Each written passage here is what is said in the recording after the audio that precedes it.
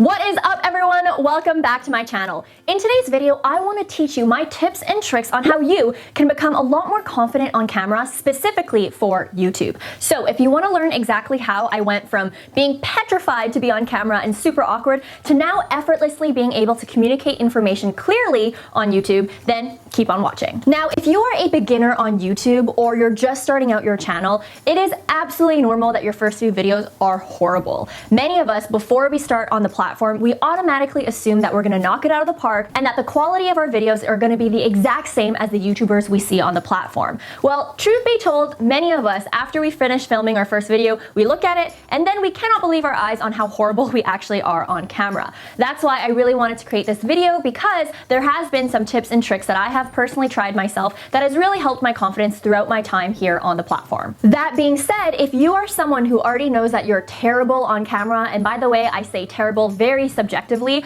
the first tip that I have for you is to practice on lower commitment platforms. And what I mean by this is that even for me, after watching my first few videos here on YouTube and realizing that I definitely had a lot of room for improvement, I immediately went onto Instagram story and I started really practicing speaking on camera in general. A really great thing about leveraging Instagram stories as a way to practice is that it doesn't take that much of your time. Think about it. When you're doing a YouTube video, it is a whole production. You're dedicating a lot of time. And not only this, the more you fumble, the more frustrating it gets for you and the more exhausting that it gets for you. And naturally, as you fumble even more, your confidence levels just decrease and decrease and decrease. Versus when you try and take a stab at it on Instagram story, it's fast. It takes no longer than a minute to actually put something together and post it. And guess what? If you don't like it, it doesn't really hurt to delete it and take it down. Versus if you don't like something on YouTube, you've put so much sweat equity into creating that video, you might as well have it up. And then you walk around with that shame knowing that your video wasn't great. That's why Instagram story or any type of platform that doesn't take too much commitment is a really great place to start in terms of getting more confident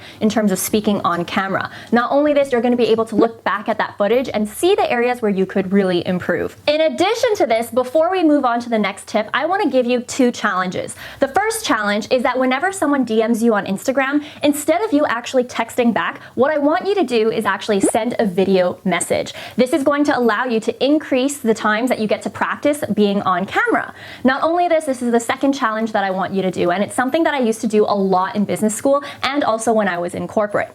Anytime I had a really big presentation that I was super nervous about, what I would do is I'd actually open up my MacBook and film myself speaking as if it was the real deal. After I was done filming myself, I would actually look back at that footage and really critique myself objectively.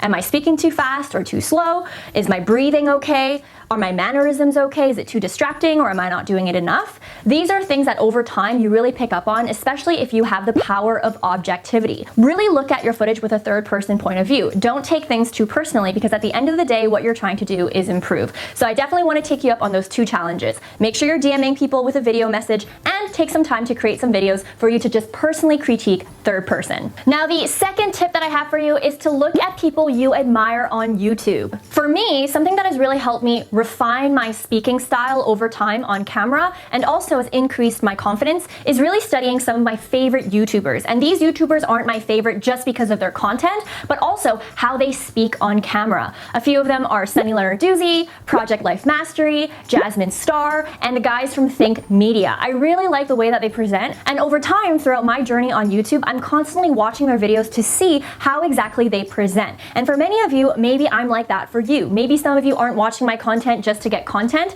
but also to observe the way that I speak, the way that I structure my videos, so on and so forth. So definitely make sure you are spending that time to do research on some of your favorite content creators. Not only this, even before I started my journey on YouTube, for school presentations or work presentations, I always really loved to watch TED Talks.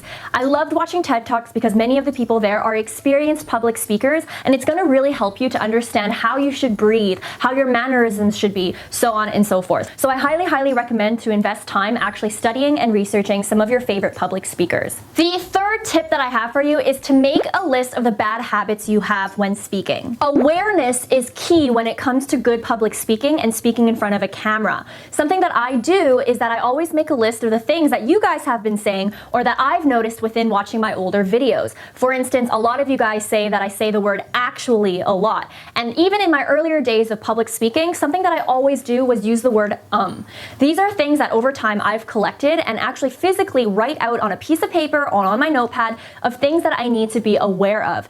If you do not write it down or actually put it somewhere in your mind and ingrain it in you so that you have a higher level of consciousness, you're always going to make the same mistakes. That's why throughout my videos, even though sometimes I do slip up and I still use the word actually a lot, over time I have really tried to stop myself from saying actually by being super conscious of it when I'm on camera. Now, of course, this takes a lot of practice and there are going to be times where you slip up. Even for me, I slip up all the time. But it is important to at least have awareness of the things that you want to improve on and either stopping those habits or replacing them entirely. The fourth tip that I have for you is to put yourself in a good state before hopping on camera. This means before you even start filming, try to put yourself in a really good state so that already upon starting filming your video, you're already super confident.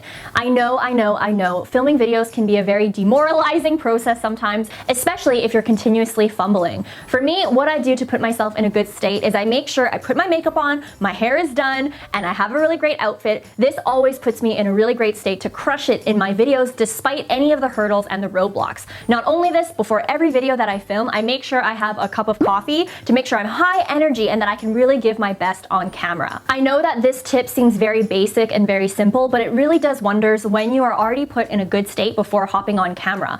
Not only this, if you'd like, you can, have a dance party in your room, throw on your favorite music beforehand, watch encouraging videos, watch some of your favorite content creators, go for a run, do whatever you need to do to put yourself in a good state, because I guarantee, especially if you're starting out on YouTube, filming videos is one of the most exhausting things, so the last thing that you want to do is hop into a video already in a bad mood. That always leads to disaster, so I highly recommend that you at least grab yourself a cup of coffee and put yourself in a really high vibe state before you start filming. Now, the fifth tip that I have for you is something that I already mentioned in last time's video where I talked all about how I organize the flow and structure and script of my video. But the fifth tip is to really organize and structure what you're trying to say in your video beforehand. I don't know about you, but personally for me, if I'm filming a video without a script or without some sort of bullet point structure of what I want to communicate in that video, I have a tendency to ramble, to go off course, and therefore I get super frustrated with myself because I just keep fumbling.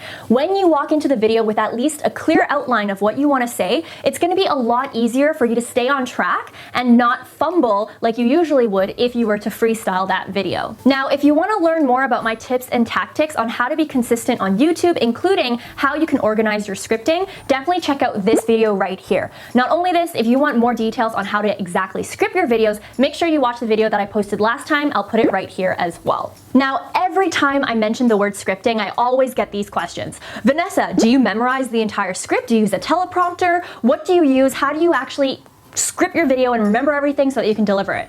My answer is that it's not as hard as you think. For me personally, this is how I do it. My script or my bullet points or my outline is always going to be on my phone. And before I even hit record on the video, I'm referencing my phone and I try to memorize maybe the first 3 to 4 lines. That's back then when I was scripting. And then I would put my phone down on my lap and then I would hit record. Then I would deliver those 3 to 4 lines, and after I'm done, I would hit stop. I do not try to memorize my entire script, nor do I leave my camera running the entire time of my filming. And each time that I hit stop, I'm reviewing that clip that I just did. If I'm not happy with it, then I'll refilm those 2 to 3 lines again. At the end of the time that I'm done my video, when I'm in the editing process, I don't have just one crazy long clip that I'm editing. I have maybe 10 to 20 clips that I have that all I need to do is string together. But that's not to say that you can't make mistakes within those mini clips, which brings me to my next tip, and that is know that you can always edit your mistakes out. For me, one of the rookie mistakes that I used to make is that whenever I would mess up just once, I would get up out of my seat and then refilm the entire clip.